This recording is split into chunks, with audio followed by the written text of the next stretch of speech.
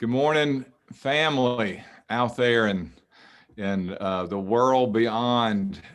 We're coming from Church of the Holy Trinity, downtown Vicksburg. My name is Andy Andrews. I get to serve a fabulous parish. The building that you'll hear about today is spectacular in its history, but the people, the parishioners, the people who love this place and serve this place are the true treasures. When COVID tide has passed, and if you're traveling, we encourage you to come by here. And for those who are local in Vicksburg, knowing that we're open every day. This is the fourth installment of Finding Jesus in the Stained Glass Windows at Church of the Holy Trinity. The ground that's been covered has been remarkable. I'm impressed with our docent team. Thank you so much for the deep dives y'all have done. Today we have Tim Abels and Bill Martin at the helm, bringing us home. Next Sunday, as we begin Advent, a new series is emerging for all. So be sure to tune in and share it with your friends. It's called Give Shalom a Chance, preparing for Advent. All we are saying is give Shalom a chance. Indeed. So I welcome you. God bless you. Thank you so much. I'm going to share the screen with the document we'll be working off of today. Thank you. Tim, take it away. Can you hear me okay? Yes. Okay. All right. Well, good morning, everyone. Before we start, first thing I wanted to do today was acknowledge Dave Rorick, because during these 4 lessons, we've had the opportunity to use his beautiful photography of the windows. Almost every picture that you've seen these 4 weeks is one that Dave shot, so we owe him a great debt for that. And today's lesson is entitled The First and the Last. Bill Martin thought that up when we were planning this as a way of capturing the windows that were first installed in the parish and the ones that were last installed. The first were in 1880 in the west wall and in the altar above the altar in the sanctuary. And then 82 years later, the last 4 were installed in the narthex. So with that, Bill, take it away.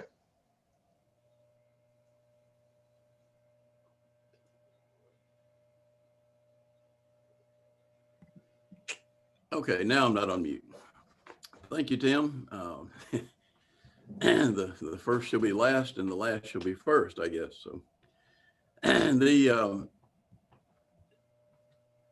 those of us, many of whom are listening, are docents. The windows in the back of the church have always been kind of a focus for our rather brief presentations to the boat people, as I call them. And I will say that Tim has done a really good job with this lesson plan. It's far too long for us to go through in detail today. So we're going to kind of hit some high points, but I encourage you to download it or look at it and certainly enjoy all the details that Tim has dredged up.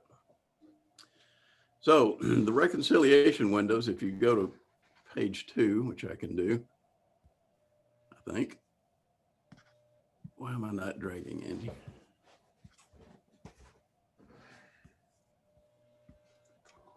You got to have the touch, brother. The arm of God. Would you lay hands on me too while you're here? So this is a picture from the outside of the west end of the church, where those are the reconciliation windows. You can see the 4 central ones, the 2 smaller ones on either side. And this is quite an old picture. I walked around there this morning, and of course that lovely dogwood tree that's actually for some reason leaning north instead of south. I think it's reconciliation, the reconciliation dogwood. But at any rate, all that's gone, and now there's lingustrums that are halfway up the windows. But you'll note the reason this picture's here is even through the covering, you can kind of see the windows. And today that's not possible. I walked around there this morning and you can't see anything anymore. So that's how much they've clouded up over the years, the coverings. And of course, they were installed in 1880. And us docents have said that it was thought to be the first public act of reconciliation following the Civil War. It occurred 15 years after the war was over, but hey, better late than never. And so the feature part of this, there's a lot of detail here, but of course the medallion at the top that dedicates the windows to the dead who fell in battle. And the interpretation we've taken is that it's basically the soldiers. I think one or two civilians may have been killed in the bombardment, but basically it's dedicated to the 974 Union soldiers who died and the 939 Confederates. And of course, they're honored and remembered by the various regalia for the Confederacy and the Union in the central part of the main two windows. Now, we've explained to people many times that this came about by a notion that William Wilberforce Lord, the first rector of the church, he'd been here during the siege and he'd seen all the suffering, and he was kind of a worldly guy. He was from New York. So he thought that we needed some notion of reconciliation, and he went, we've told people he traveled through the northern tier of states, but actually I think, according to Tim, as far north as he got was probably maybe St. Louis and Memphis. But at any rate, he preached a message of reconciliation and was trying to find funds for these windows. And they were originally, and this was news to me, they were originally going to be dedicated to different states. So as you look at the windows from inside the church, the one on the far right was going to be dedicated to Tennessee, and all their dead were going to be listed. And then Louisiana, and then Missouri, and so forth. And so obviously that didn't happen because Father Lord, when he left in 1875, it wasn't complete yet. And it was left to the congregation to raise the funds to finish the Reconciliation Memorial, which they did. And it cost, it seems pitiable today. It's something over $700, but that was a lot of money back in that era, and particularly following the Civil War. The banner, of course, it's very hard to see. There's a chandelier in the way, and Tim and I have been trying to figure out how David got such a good picture of it. But it certainly is an excellent picture. And we've even, I think Jan's put this on some Christmas ornaments, which are quite nice. But as far as the symbolism, you can see besides the banner, there's actually kind of a Christmas wreath around the outside where, and it's facing west, which is, if you want to look into it further, that's the direction that the wise men came from when they were going to see the baby Jesus in the manger. And there's some other symbolism in the windows, the doves. There's the descending dove on the Confederate window, quote, Confederate window. And it's a symbol of the Holy Spirit and the comforter, teacher, and inspirer. And it can also be read as a message of humility of a defeated people. The one in the Union, quote, Union window is a dove of peace bearing an olive branch, which is a symbol of peace and victory. And it can be read as a message of magnanimity. I can't believe I said magnanimity without stumbling. And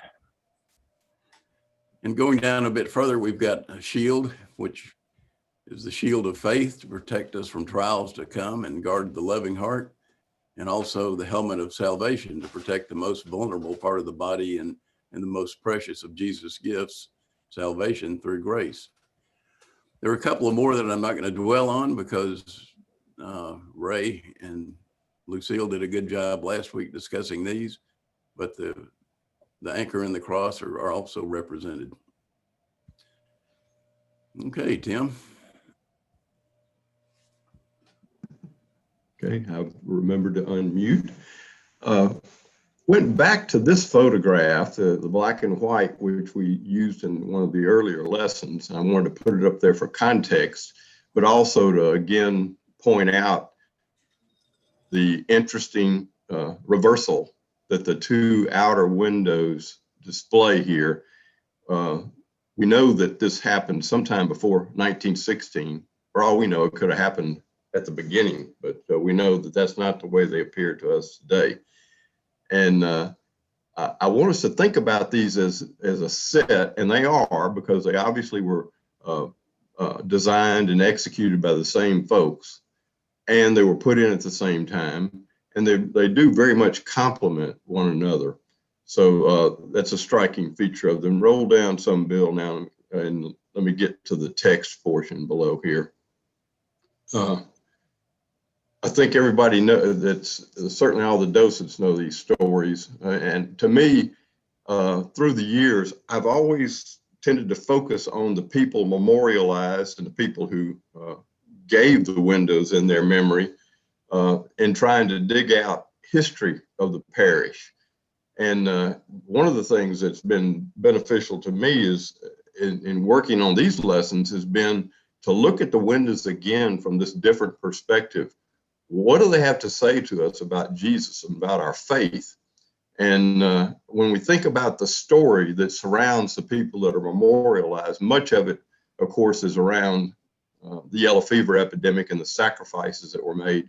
And when we think about those windows, and particularly the central window, it's Jesus, the ultimate sacrifice. And the people that were faithful people through the years who have emulated him and tried to live up to that standard. We've got classic cases of it in the story that we have of these people. And just to go through them again, we've got Flowery. Now, he didn't die of yellow fever, but he died at 39 and was a very important part of the beginning of the parish and the building committee. He died in Virginia. Then Whitehead, leader during the epidemic, dies of fever at age 40 on the 5th of September. Fairchild, leader of the relief efforts locally, he goes down at age 40 also on the 20th of September. 8 months later, Major Flowery's widow Annie dies at age 36. And then a year and 2 days after her husband's death, Addie Fairchild passed away at age 38.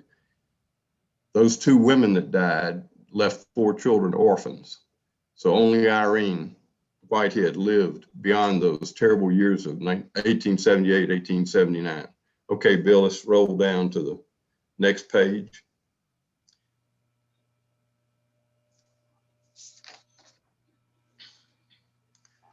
So who is this? Of course, we've looked up there. All of us have looked. It's a focal point of our church, of our worship. We've looked at this window many, many times.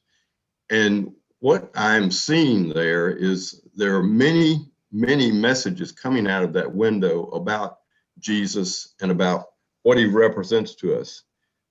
Obviously, the shepherd role, we see that. His name up above in the top of the window, the name above other names. There's some other details we'll look at in a minute in that upper section. The sheep that are there with him, you know, that's us. We're represented in that.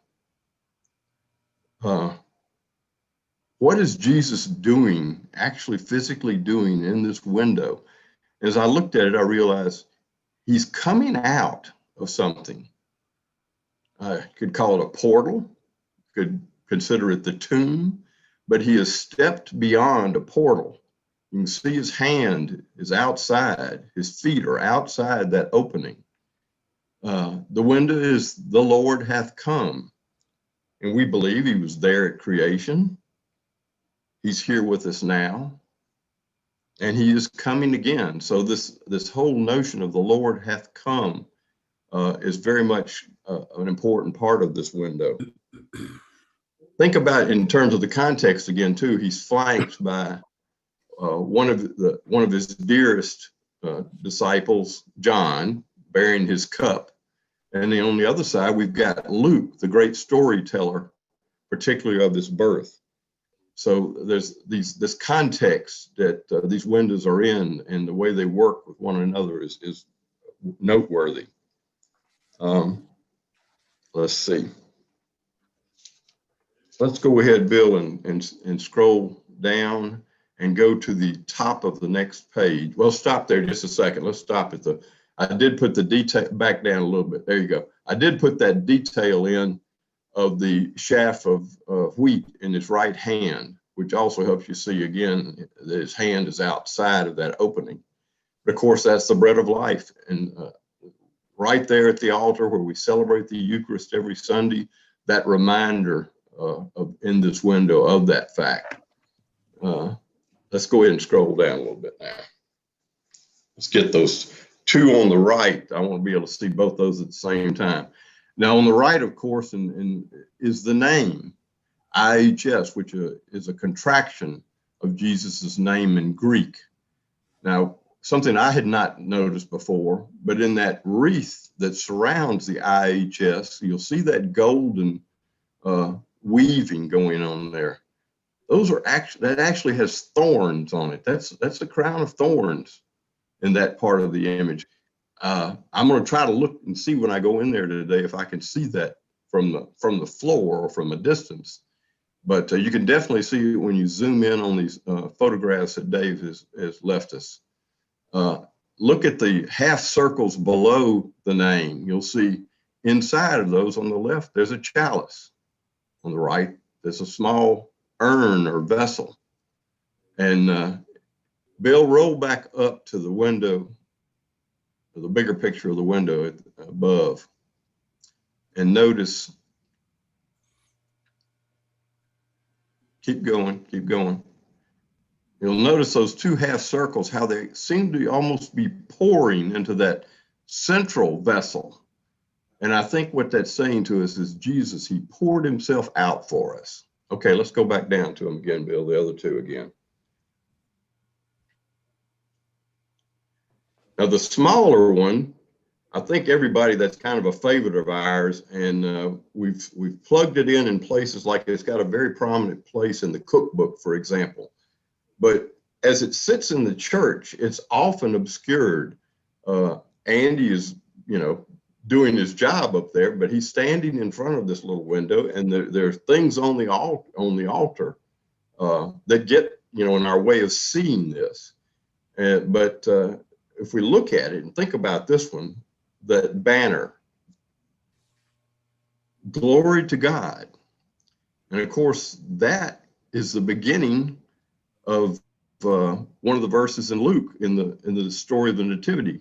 Glory to God in the highest, and on earth, peace, goodwill toward men. And of course, who is saying that? The angel that announces, Jesus is coming, and the angelic choir that joins in, and they sing that hymn. So what is that hymn? Well, we sing a hymn very much like that, don't we? Joy to the world, the Lord hath come, which is the title of this window. Of course, nowadays, I think our version of hymn 100 is the Lord is come. But in earlier versions of the lyrics, it's the Lord hath come. So one of the things I found in these windows is I'm seeing a lot of Christmas here. This little part of the window very much speaks to that. And then I thought about it, it's reflecting what's in the west wall, that Christmas wreath on the other end. So there's a consciousness, I think, of the importance of that season amongst these people. All right. Now let's look at the picture on the left. I plugged this in because I thought it may have been that few of you have ever seen this. This is the recumbent cross that the Masons placed over the graves of William and Addie Fairchild in Cedar Hill Cemetery. And it was placed in 1910, fully, 32 years after they had passed away. It took them a while to raise the funds. Our church, of course, had memorialized them in the window that we're talking about. But the community really felt a debt to William Fairchild and wanted to honor him. And they said they were going to do this, but it did take them a while to get around to it. I first visited this site in the 1990s when we were working on the Windows book. And the stone was in much better shape in those days. I'm disappointed when I see it now because it's starting to show some wear. And I believe what I'm seeing is a chemical effect. You see the kind of brownish outline around it. I think what's going on is probably the city maintenance of that involves chemical spraying, because you imagine weed eating and grass cutting around that. So that cross is in some jeopardy, I believe. You can still read it faintly when you get down close to it, but it nevertheless is a remarkable tribute to those people and what the community at large thought about them. Okay, Bill, let's go scroll down to the bottom now. And I wanted to leave you, as we leave this window, with these two portraits. I don't know if you all have seen these before or not. I had a copy of these on the wall at one time. I stumbled upon these in some of my genealogical work, and they're in the possession of some private folks in Northwest Arkansas that are distantly related to the Fairchilds. I believe they're pretty good likenesses of them, because if you look at the picture of William, we have a good sketch of him that's included in the cookbook. And if you compare the two, you'll notice how similar they are. So by inference, I think we can assume it's probably a pretty good representation of what Addie looked like as well. I think it's kind of interesting to be able to see these people. And they both went out, probably at about this age in their prime. Okay. Bill will now take us through the other two windows in the altar area. All right. Well, if you'll focus on the leftmost window as you look at the altar, that is He Whom Jesus Loved, and it's the St. John bearing his emblem of the chalice. And of course, it was given in memory of Daniel Walton Flowery and his wife, Anna. Of course, they were one of the three founding families of our church. And Dr. D.W. Flowery was a native of Virginia and a major in the Confederate service, and he served as an adjutant to Major General Dabney H. Maury. He was stationed at Vicksburg before the siege, and he returned after the war and entered into an ice business, which was kind of interesting, with his father-in-law. And of course, they had numerous sons and uncles. They had an uncle, Colonel Charles Conway Flowery, who was the youngest man to rise to the rank of colonel in the Army of Northern Virginia, the Confederate Army of Northern Virginia, which is kind of neat. As far as the symbolism goes, we mentioned the chalice, and if you focus on the bottom, you can see that He Whom Jesus Loved is, of course, from John 21:7, and another great photograph by David Rorick.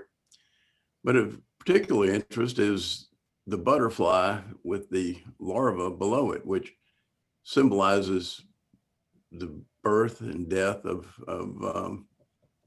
all of us, really. And also there are grape leaves and grapes around the butterfly symbol. And of course, all these are symbols of Christianity. Moving to the right side, we've got St. Luke, and this is a very interesting window. It's dedicated in memory of Dr. Peter Flanagan Whitehead. And of course, the central figure is a physician, which is interesting, to honor a physician. The panel shows, the lower panel shows his symbol, which is the winged ox, and with the banner St. Luke and resting on his knees, and an attitude of worship is included in the many nativity scenes, and we'll look at that in detail in a minute. It recalls Isaiah's prophecy, the ox knoweth the owner, and the ass his master's crib.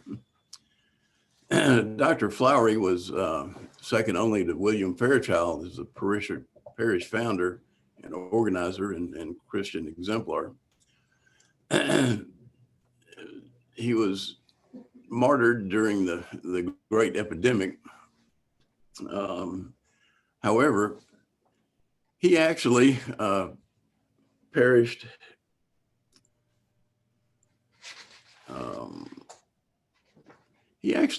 from gastritis. He was sick and went to Virginia and No, this is whitehead, Bill. Whitehead yellow fever. Oh, whitehead yellow fever. I'm sorry. I missed that on the previous one. But looking down here at the symbolism, one great thing about Dr. Whitehead is that he was the only parishioner that was actually buried on the church grounds.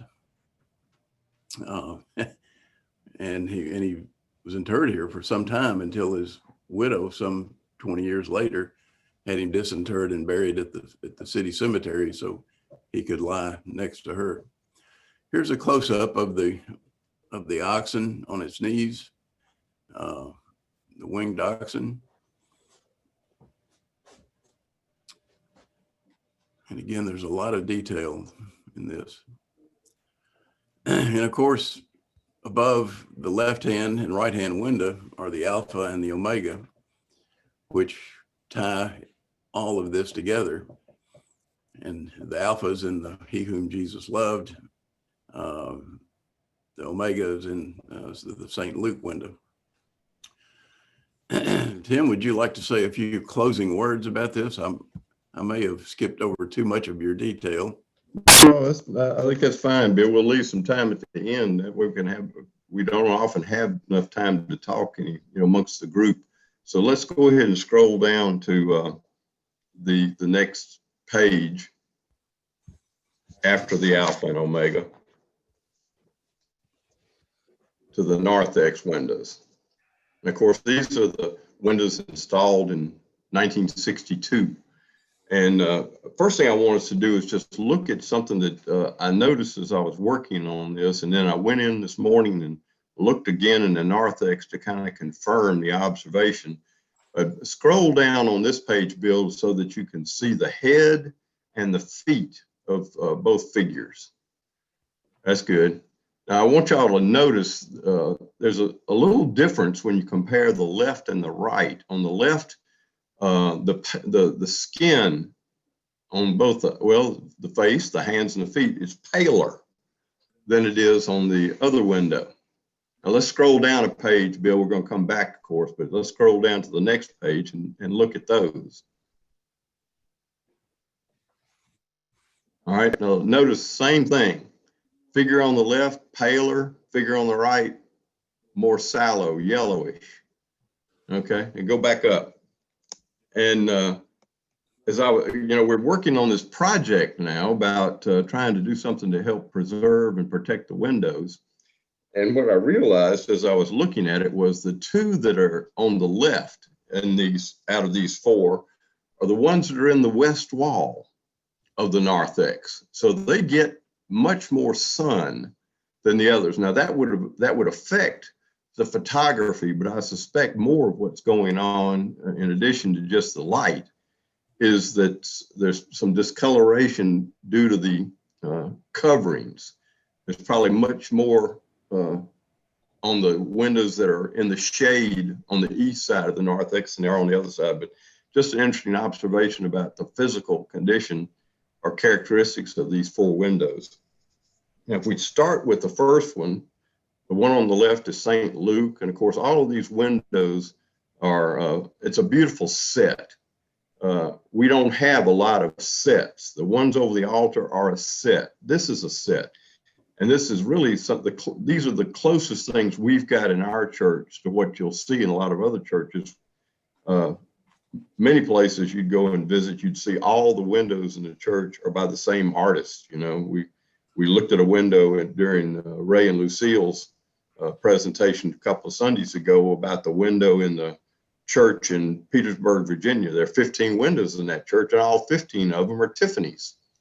So that's not unusual in churches. They'll go out and do all their windows at one time. Ours, of course, we have a very eclectic collection, but we do have this, you know, very tightly harmonized set, as well as the ones over the altar.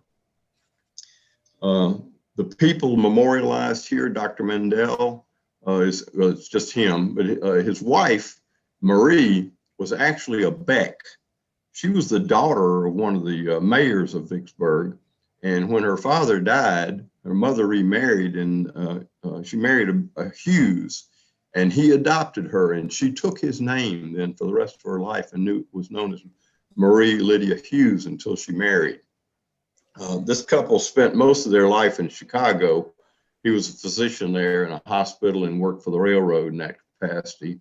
And then they retired to Vicksburg. He didn't live very long.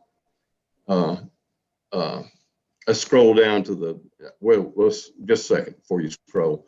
I did pull out some details on these, and most of what I focused on, because these are the writers, the great storytellers in the New Testament, I thought it'd be interesting to look at a close-up of their hands.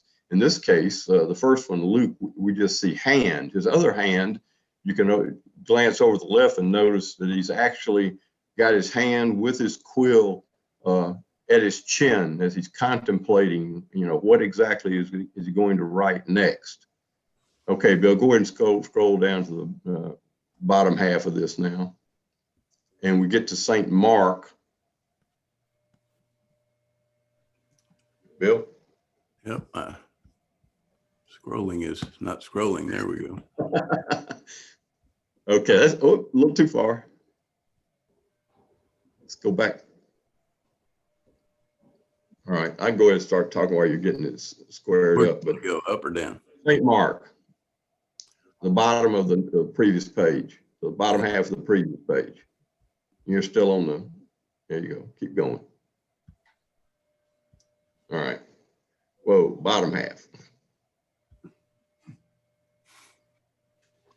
All right, this is in memory of Helen Virginia Wallace Martin, who was married to Joseph Gaillard. I believe it's right way to pronounce that, Martin. And what I realized in working on this is he was a brother of somebody whose name we're probably more familiar with, Dr. B.B. Martin. And their mother, whose name was, at times she's called Annie and sometimes she's called Fanny. I think she's got three given names. And her maiden name, though, was Blake. Her father's name was Benson Blake, which is where the BB and BB Martin comes from, Benson Blake Martin. The other thing about Mrs. Martin, the mother of Gaillard Martin, that's interesting is she married Eugene Martin, who was one of our senior wardens, also involved in the church in a lot of other capacities. You might remember in a lesson we had a few weeks ago about the selling of the church. He was one of the principals who went around and got the parishioners to pledge enough money to bail the church out from that debt that we owed. And the other thing that's interesting about Ms. Martin is she was the person who led the fundraising to put the window in honor of Molly Eigelhart. So this is her son, Joseph Gaillard, honoring his wife. They began their life together in the District of Columbia and had their first child there, and then moved to Vicksburg in 1920 and were very active in the church thereafter. And you'll see now the little detail on the right at the bottom from St. Mark. We get to see both of his hands. I think it's interesting to study those hands just as we look at the faces of the other windows in the church and see how many models are involved in this. I suspect for this set, it's one set of hands showing up in all four windows. Okay, Bill, let's go to the next one. let's see, St. John. And this couple, the Chapmans, Mr. Chapman was a conductor for the railroad. And he and his wife, Ethelberry Foote, were married in Tallulah, I believe, and then moved to Vicksburg in 1895. They had a daughter named Ethel. I believe she was their only child. Ethel Carrie Chapman was her name. And she was a very active young lady in social circles. I've read that in a number of newspaper articles about her. And the other thing they did is they had a granddaughter named Jane Carey Long Stewart, who's featured in our last window. But in this one, the detail shows John in his capacity as a gospel writer there with his quill writing. So we get both of his hands as well as his quill in that picture. And the look on his face, as you can see on the left, I think pensive is a good term to describe that. Okay, Bill, let's scroll down to the bottom of this one. And we have in this St. Matthew, we've got our parishioner Jane Carey Long Stewart, who died in 2003, is memorialized here along with her husband, Russell King Stewart. Russell was from Tennessee, and he came here evidently with the Corps. And he was a veteran of World War II, chief of base and planning for the district office. He sang in the choir here for 33 years, which is quite a string. And he was a member of the vestry and was also served as junior and senior warden. I was wondering if maybe when we get to after the end, some of y'all can weigh in. Maybe there's some of you who remember him. I know there are many of us that remember Jane. You know, she was still here when I was here in the 90s, sweet lady. And the thing about her and about this window and what we've recorded in two of our publications, one being the Windows book in '92 and then the cookbook, which we did a few years ago, we decided to end both of those books with these windows. And one of the reasons for that is it just seems so fitting. In '92, Jane was still alive, but we all knew that her name was going to be added to this window when she passed away. So at that time we said that when that happened, she would be honored. And then by the time we got to the cookbook, of course, she had passed away. So we said she became, at that point, the last individual memorialized by a window in our church. The detail I pulled out this time at the bottom, it has a hand, of course. This is St. Matthew. And in his hand, of course, he's got his quill. And I believe that will put a fine point on today's lesson and this series to end there. If you noticed, as we were going through the little initials DR next to those windows, I put those in to mark that that's David's work. I should have done that perhaps in putting the earlier ones together, but thought it would be a nice thing to do for him. And Jim, yes. it's Tony. I just asked Dick about, because I knew that he knew Jane Stewart so well and his family were such good friends of theirs. And he said that Russell King Stewart was his godfather. Oh. Godfather. So another thing he did was he was very active in training acolytes. okay. Well, they were evidently real close to the Ferguson family. Oh, that's great. So we've got a little time. If anybody'd like to weigh in, ask questions, Bill can obviously scroll back and forth with great ease, right, Bill? That's right.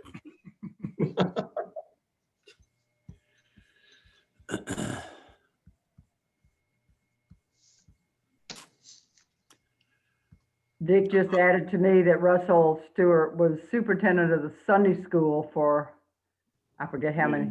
How many? Many, many years. Many years. I still think this picture is interesting because St. Luke and St. John are flip-flop from the way they are today. Oh, I know. Tim, Rusty just asked a question. He said out in the narthex, before those 4 windows were placed, was there something in those spaces? Was that also actually 4 windows? Yeah, there were windows there. And Okay. I suspect that they were that greenish, I forget the name of the type glass, but it's kind of a grain glass where they break up stuff and mix it into the glass so that, you can't see, clearly through it. And if you look up in the, I'm thinking in the chancel area up high, and perhaps even in the higher up in the tower, you can see some circular windows Mm-hmm. and that are that color and that type glass. And my suspicion is that is the glass that was in all of the windows faces before we started placing these memorial windows in. Mm-hmm. That black and white, one more question, then I'm not going to ask anymore. The black and white that you showed today, and we showed last week also, where Jesus was the above the symbols of Christianity, where the young Christ was. In that old church, there was a Trinity sign there. Did you see it? There was a what? It was a sign of the Trinity, and it was Yeah. beautiful. And what happened to that? You got me. It'd be a good thing to look in an attic for that sort of thing. But that window, in memory of Lemoyne, was put in the 30s, by his mother. Right. So that whatever that is that was there for a long time. Yes. It may be in the attic of the church. Right. That's what I meant. That's what Rusty was asking. He said, "You think it's in the attic?" And I said, "Well, somebody will probably say where they think it might be, but it was beautiful." I think it was Lee Davis that first pointed out to me that those windows had been moved around at some point, Mm-hmm. and because we had this photographic evidence, and it's really interesting to speculate on this.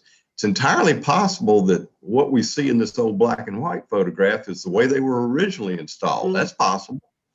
I've also thought about the 1887 episode where the newspaper reported that a couple of people at least had gone into the church and taken their windows out when they thought the church was going to be sold. And there weren't many windows in the church in 1887. There were just a few candidates. Now, the window, the Jesus window, didn't belong to any one person. That was given by the parish. The flowery window was given by his family. And the window to Dr. Whitehead was given by his widow. And the only other window in the church at that time would have been the window to Dr. E.T. Henry, was given by his daughter. So I think you got 3 candidates for windows that could have been taken out. So the 2 on either side of Jesus could have been taken out at that time. And I've wondered, well, when they took them out and brought them back, maybe the workmen mixed them up. And when somebody came in and saw it, they said, "Wait a minute." And the guy said, "Well, I'll move them again for another $1,000. Something like that could have happened. Mm-hmm. I evidently missed part of the story somewhere along the line, but why was the decision made to try and sell the church at one time, and when was that? It was in 1887, and it was really something that took place over several years. It began with a bank failure. The church had sold some bonds to raise money to help build the church, and they changed hands. And at one point, the rector of Christ Church bought them from the president of the Mississippi Valley Bank and was holding them when the bank failed. And he kind of kept his peace for a while, but he eventually brought it up and said, "When am I going to start getting my interest payments again?" And there was a lot of humming and hawing. And he eventually took the church to court.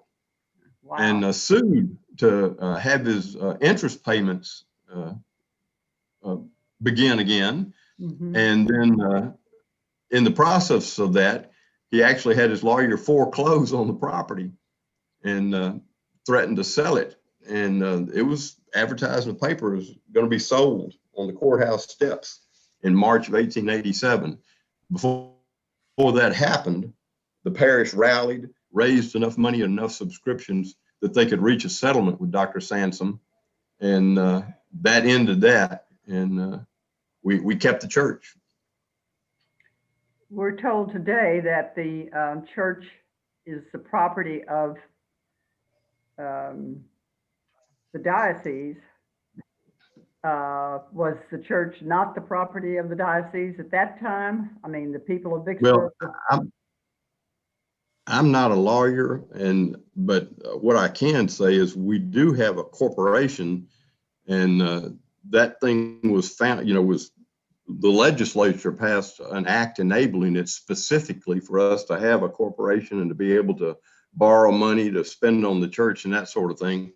And I think there were some disputes, not just in our diocese, but around the country during some of those years about whether or not that was a good practice. And should perhaps all of these churches be recognized, as I think most of us believe they are, as they really belong to the diocese, and we're just kind of the caretakers of them.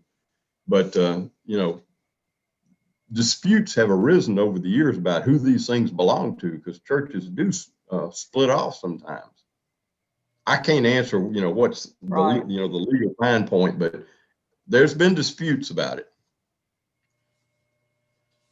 Tim, a few years ago, several of the churches in North Carolina, South Carolina, Georgia, split off because they didn't, I just hated all that happened, but they kept the diocese in court for so long, they just gave up.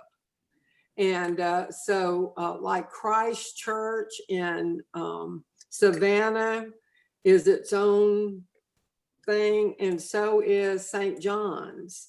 But St. John's did not leave the diocese, but Christ Church did.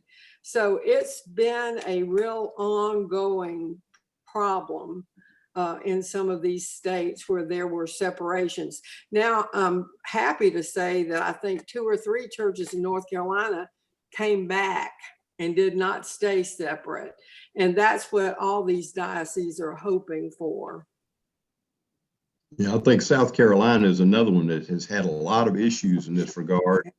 They've got a number that are still outside the diocese, I believe. They And, do. So does But Virginia. how South Carolina is bad about withdrawing from things. It's a long history.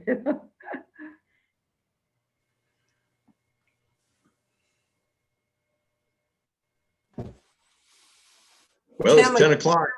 I know. And Tim, the research you have done, this is it's just amazing work. The love you put in it, the time you put in it, the talent that you have put into this has just made us all just understand where we came from here at Holy Trinity. And I thank you. Well, I appreciate that, Brenda. I appreciate your words. And I can assure you that it's its own reward. I have so much fun doing it. Mhm. Can we Tim, get I a think copy? you wanted to recognize the other docents that were Oh, presented. yeah. Brenda and Ray and Lucille, along with Bill and I, worked on these lessons, and appreciate all the effort and skill that went into this. And Lucille in particular, I hope that you will share your cards with us. The presentation that you gave on the Tiffany's, was just wonderful. And I'd like to have a copy of that. So if you could figure out a way to put them in order and make copies for us and share them, I think they're invaluable. They are. I'll be happy to do it. Mhm. And can we get a copy of this? Yes, I can send it to you, Joe, if I've got your email, but Katie has got all of these things, and you can ask, she'll send you all of them if you'd like to have them. They're just PDF files. Okay, I'll do that. Thank you. Wonderful. Okay. That was wonderful, y'all. Thank you so much. Indeed, thank you. That's my sidekick. Push a little dog in that. I think we better sign off. It's time for church. Okay, Thank y'all. thank you. Thank Thanks, you. Tim. Thanks, Bye-bye. Bill. Bye. Bye-bye. Let's see what I should do first.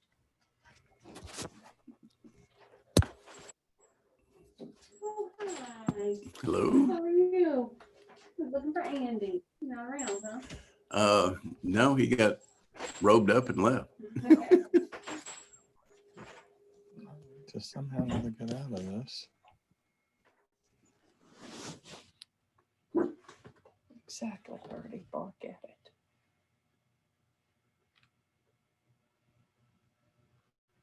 You know me, I'm a bad boy. What are you talking about? Yeah, like I used to talk during church. Oh, like in front of the congregation. No, like during the sermon. You're like whispering to my. Okay, Yay. I got a little sleepy during that one.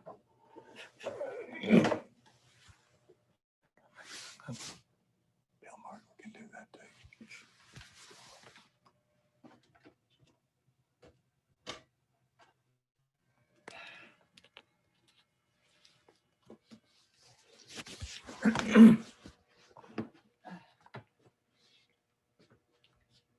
Well, Bill and Tim both are just a little monotone, but not as much inflection as Yeah, you and me and Brenda.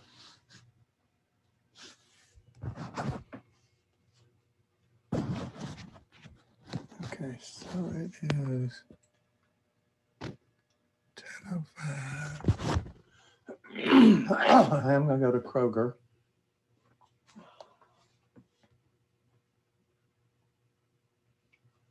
But probably not gonna go to Kroger until I can go to Goldie's right afterwards. right. So Okay, well, we'll go finish looking at the paper then, I guess. go put the little moon surfer up for a while till we.